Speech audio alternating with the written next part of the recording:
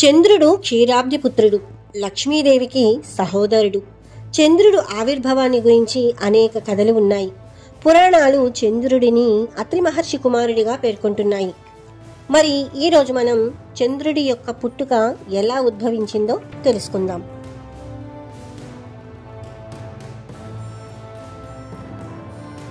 ఒకసారి దూర్వాస మహాముని అడవుల్లో సంచరిస్తూ ఉన్న సమయంలో ఒక వ్యక్తి కల్పవృక్షమాలను తీసుకుని వెళుతూ ఉంటాడు.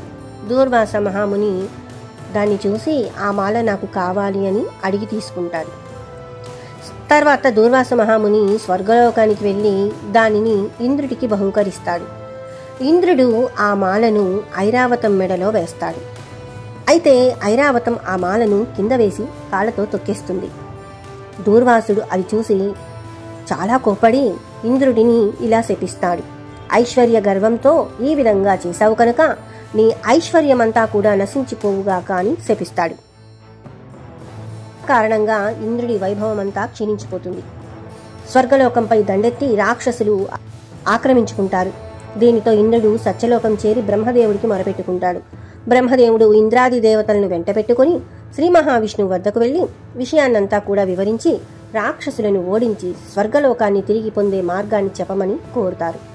అదే సమయంలో అక్కడకు కుబేరుడు వస్తాడు.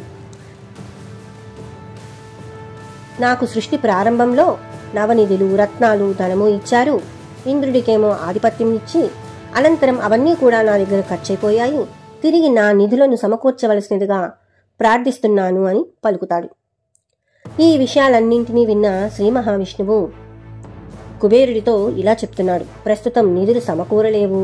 స్వర్గలోకం తిరిగి వైభవోపేతం కావాలనన్నా క్షీరసాగరాన్ని మదించాలి. క్షీరసాగర మదనం వలన లక్ష్మీదేవి ఆవిర్భవిస్తుంది, సంపదలు లభిస్తాయి. అంతేకాకుండా మదనం వల్ల అమృతం జనిస్తుంది. దానిని దేవతలు స్వీకరించడం వల్ల అమరత్వం సిద్ధిస్తుంది. బలం పొందిన దేవతలు రాక్షసులను ఓడించగలుగుతారు అని చెబుతాడు. దీనితో ఇంద్రాది దేవతలు, కుబేరుడు అందరూ కూడా సంతోషించి క్షీరసాగరం మదనం తమ ఒక్కరి వల్లే సాధ్యపడదు, రాక్షసులు కూడా అంగీకరించాలి అని కోరుతారు. తర్వాత రాక్షసులని కూడా ఒప్పించి క్షీరసాగరం మదించేందుకు దేవతలు, రాక్షసులు క్షీరసాగరం వద్దకు వెళతారు. ఇక దేవతలందరికీ కూడా ఇంద్రుడు నాయకత్వం వహించగా రాక్షసులకు బలి చక్రవర్తి నాయకత్వం వహిస్తాడు. పాల సముద్రాన్ని చిరికేందుకు భూమధ్యంలో ఉన్న మందర పర్వతాన్ని తవ్వంగా దానికి తాడుగా వాసుకి సర్పమును చేసుకుంటారు. మందర పర్వతాన్ని తెచ్చి సముద్రంలోకి దింపగానే అది పట్టుతప్పి పడిపోయింది. దీనితో శ్రీ మహావిష్ణువు కూర్మావతారం ధరించి తన మూపుతో ఎత్తి పట్టుకుంటాడు.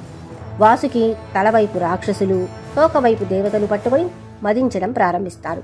ఆ సమయంలో మొదట్లో అందులో నుంచి ఏమీ ఉద్భవించకపోవడంతో బ్రహ్మదేవుడి సలహా మేరకు జాంబవంతుడు వివిధ ఔషధాలను తెచ్చి వేస్తాడు.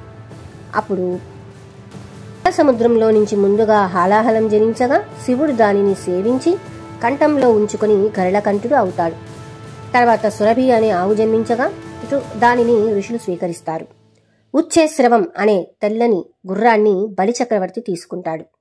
ఇక తరువాత జనించినటువంటి ఐరావతం, కల్పవృక్షం, కామధేనువులను దేవేంద్రుడు స్వీకరిస్తాడు. ఆ తరువాత పాల సముద్రం నుంచి చంద్రుడు ఆవిర్భవిస్తాడు.